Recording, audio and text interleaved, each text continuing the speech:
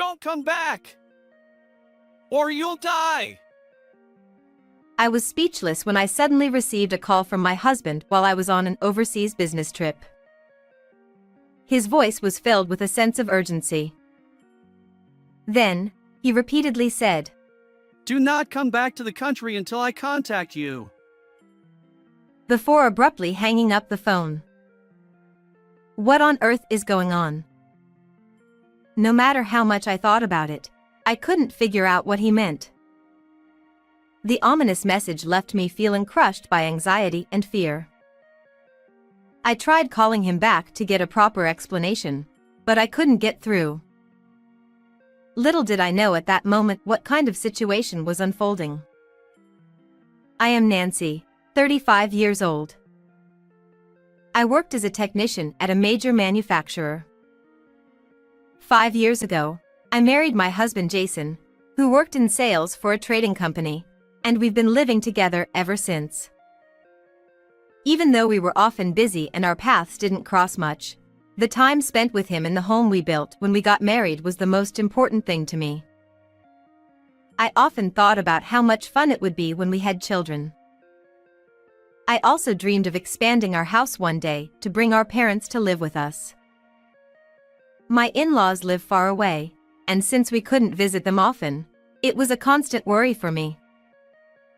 On the other hand, my parents live nearby and would sometimes come over to help with household chores, knowing how busy we were. I was always grateful to Jason for accepting their help without any complaints. However, my husband had his flaws. He would say, Work relationships and hobbies cost money. And spent all of his salary on himself. Despite my repeated warnings, he couldn't shake off his bachelor habits. We managed our living expenses with my salary, but since I was also saving for the future, the money I could spend freely was very limited. Then one day, my husband suddenly asked me to pay $20,000. What?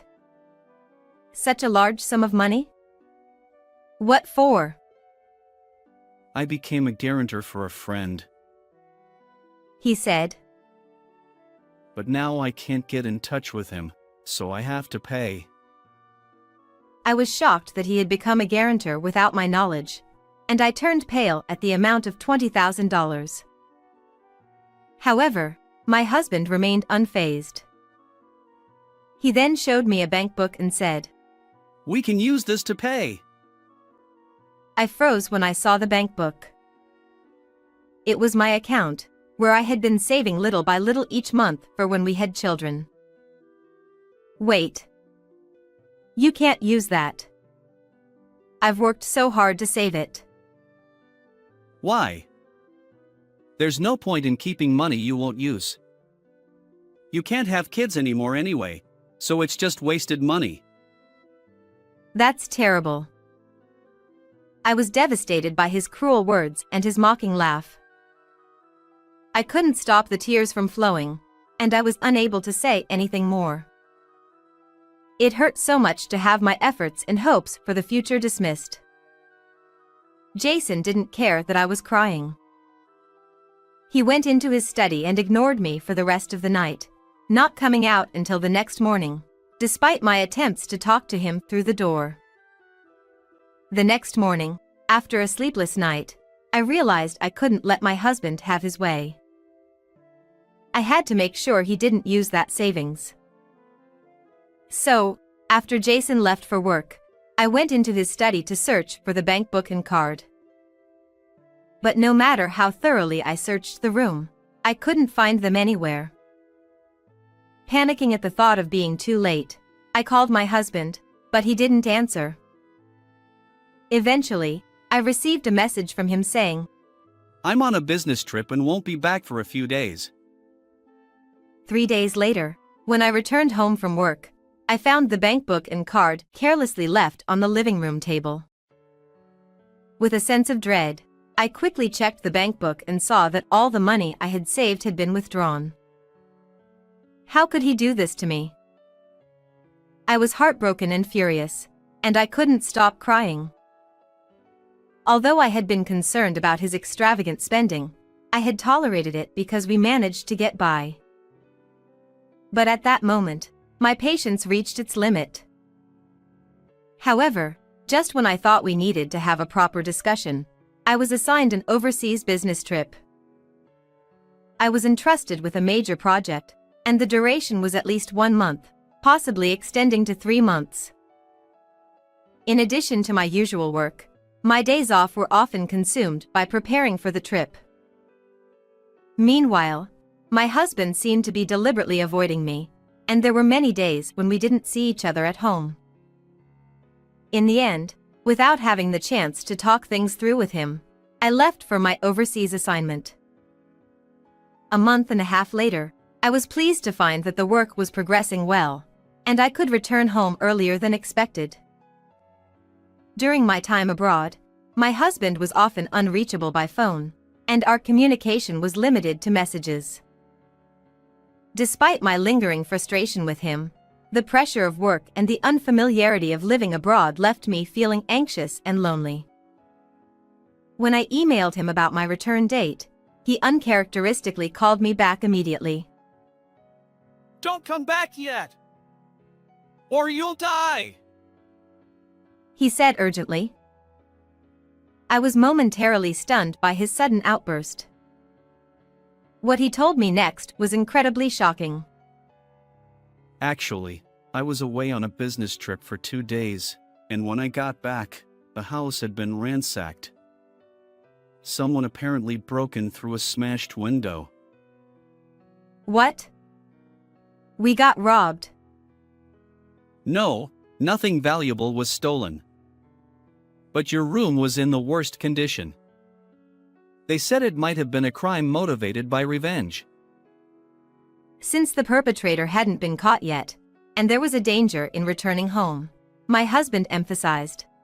Do not come back now. Seeing how serious he seemed, I was overcome with anxiety and fear, and I immediately canceled my return flight. Maybe I unknowingly did something to make someone resentful. Being alone in my hotel room, all I could think about were negative thoughts. Desperate to know more about the situation, I called my husband multiple times, but I couldn't reach him. However, when I finally managed to get in touch with my husband, I sensed something was off. When I tried to ask about the house being ransacked, he only talked about work and friends, avoiding the topic entirely. Yet, when I asked if I could return home, he was adamant, saying, Absolutely not. Is the police investigation progressing? How long do I have to stay here? I'm anxious being alone. We don't have detailed information yet. Just stay put until I say it's okay, all right? His vague responses made me wonder if there was something he couldn't tell me. Maybe he already knew who the perpetrator was and was trying to protect me from the shock. With little information to go on, I was consumed with worry. Later that night, I was further confused by an email from my mother.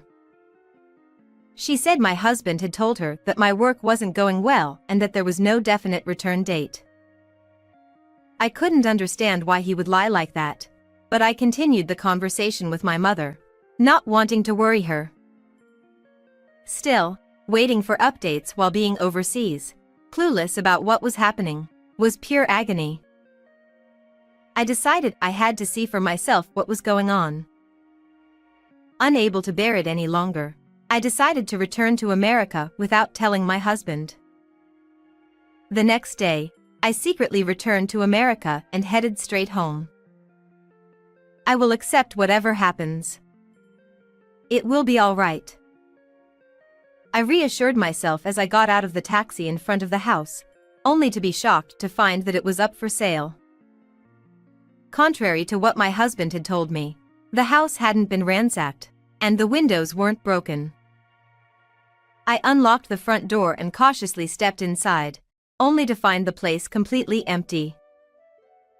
The furniture we had chosen together, my clothes, and books, all gone.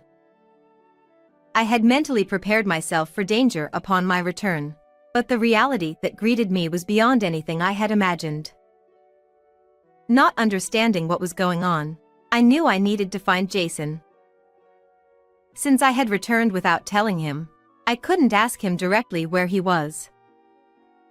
Even if I did, I couldn't be sure he would tell me the truth. So, I decided to use my phone's location services to find out where he was. 2 hours later, I found myself in a city adorned with sparkling neon lights.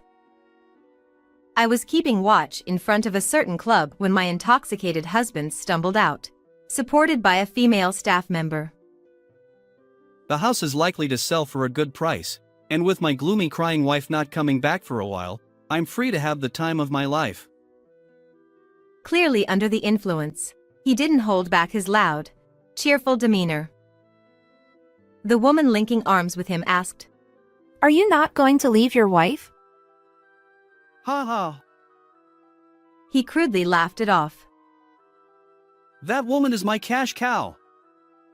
I'm not letting her go. She'll keep working hard for me from now on.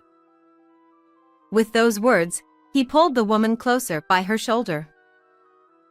Unable to watch any further, I quickly left the scene, feeling heartbroken and betrayed by the husband I had trusted.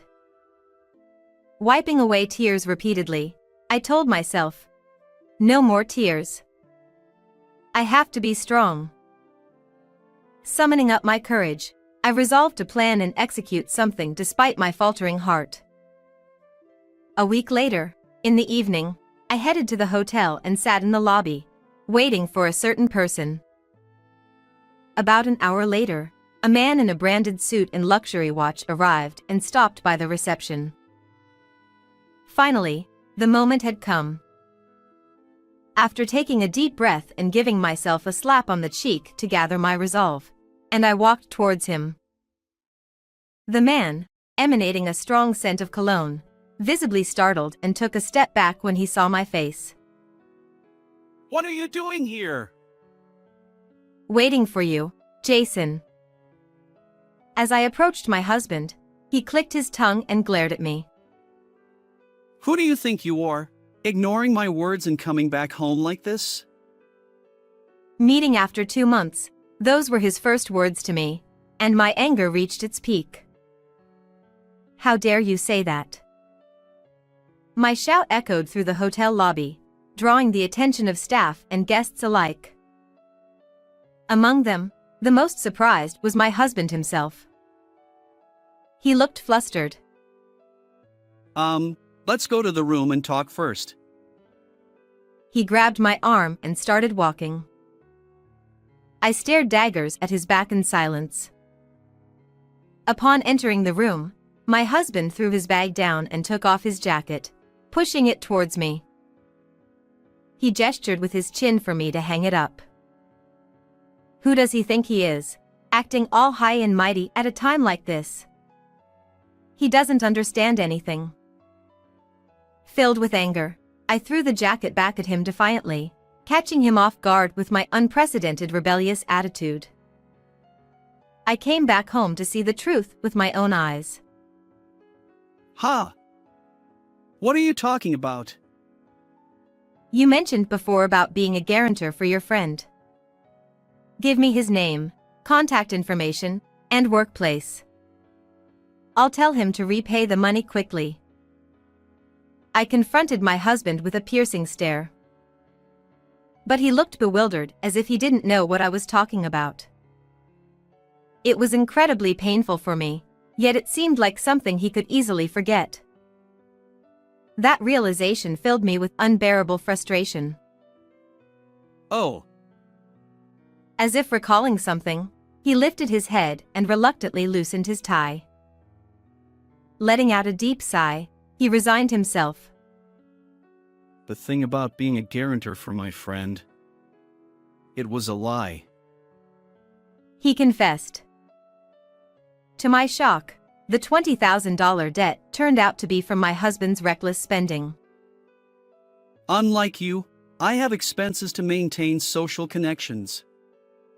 Stop dredging up the past. he defiantly yelled at me, shifting the blame onto me. His words about the past finally broke my patience. The only reason you could repay that debt was because of the money I had saved. I forcefully slammed the nearby table and confronted him. You used my money without permission, never paid me back, and now you're saying it's all in the past? Don't you dare act so self-righteous. Overwhelmed by my outburst, my husband staggered back.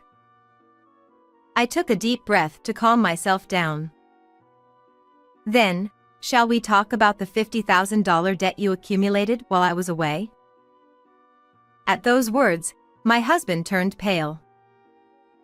I sat down on a nearby chair and silently gestured for him to sit across from me. He realized that my demeanor was different from usual, nervously took a seat, and feigned ignorance. I don't know what you're talking about. Did you think I only returned to America today? What? Isn't that the case?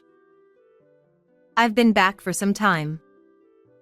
I found out you've been using this hotel as your home base by tracking your movements with GPS.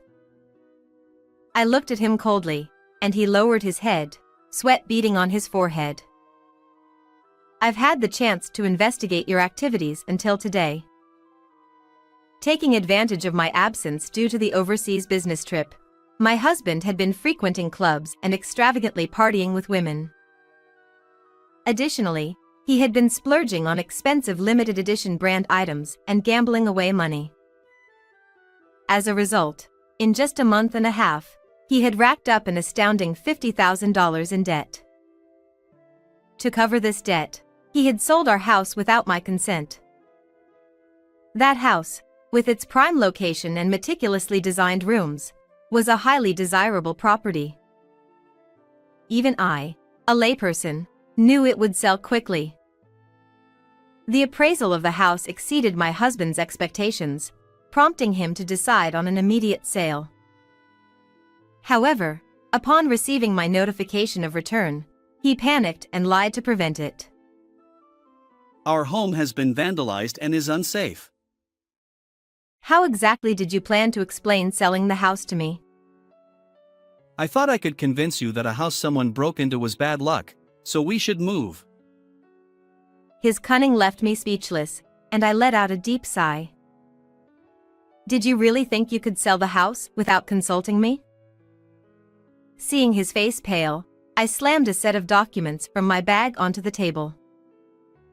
He hurriedly grabbed them, and upon reading, fell off his chair. How?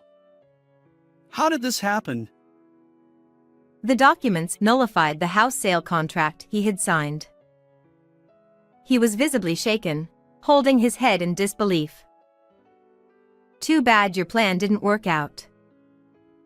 He seemed to want to say something, but I ignored him and returned the documents to my bag.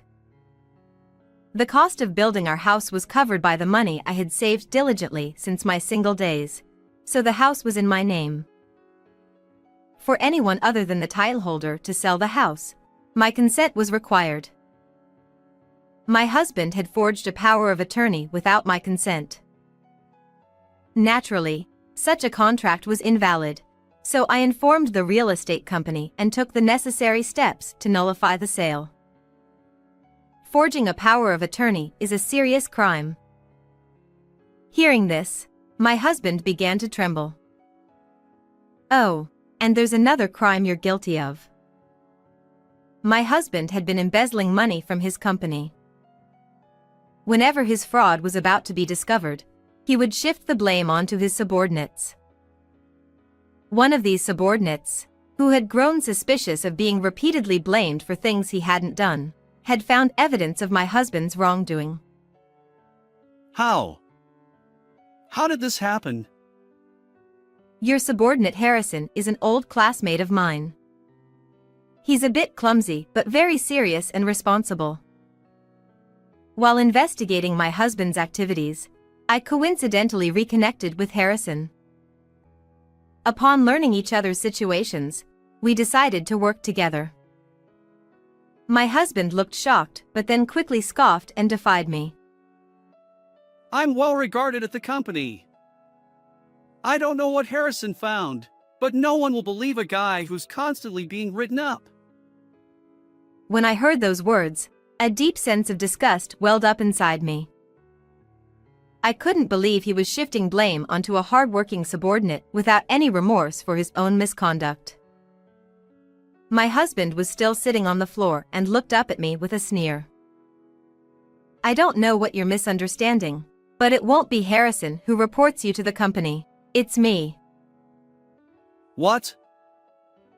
I have the evidence of your misconduct from Harrison, and if I tell them about all the debts you've accumulated, it'll be pretty convincing, won't it? I had already contacted his company, and a meeting with his direct superior was scheduled. The heads of the accounting and HR departments would also be present. Even if my husband tried to talk his way out of it, there was no escaping once the company started a thorough investigation. You're not serious, right? We're married. You can't do this to me. Just this once. Let it slide, please. Gone was his arrogant demeanor. He was now crying and clinging to me. This sudden change only fueled my anger. I will never forgive you. I pulled out another piece of paper from my bag and slammed it on the table. A divorce paper! Wait! If you leave, who's going to pay my debts?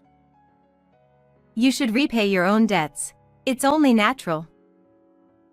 As I scolded him for his foolishness, he hung his head in silence. And since the house contract is void, you need to return the down payment immediately, I demanded. At that moment, my husband turned pale and clutched his head. But most of the down payment is already gone. How am I supposed to pay it all back? He stammered. I knew my husband would spend whatever money he had on hand. But that was no longer my concern. I'm not your cash cow. Sign this immediately. I insisted, pushing him to sign the divorce papers. Reluctantly, he did, and I quickly stashed them in my bag. Our marriage, which had felt both long and short, was finally over. Surprisingly, I felt an overwhelming sense of relief. You should also be prepared for a police investigation regarding the forged power of attorney. Goodbye. We will never see each other again. Without another glance at him, I walked out of the hotel room. A year later, I learned that my husband had repaid the embezzled funds but was fired from his job, avoiding criminal charges. He had apparently begged his parents for help, and his reputation shifted from being a proud son to a disgrace. Although he wasn't prosecuted for the forged power of attorney, he lost his job and home, left with nothing but significant debt. Now, he lives in constant fear, running from his creditors. As for me, I renovated the house I loved and invited my parents to live with me. The three of us now share a happy home. With another major project on the horizon, I will soon travel abroad again for work. Life is fulfilling, and I cherish every moment spent in my beloved home with the people who matter most.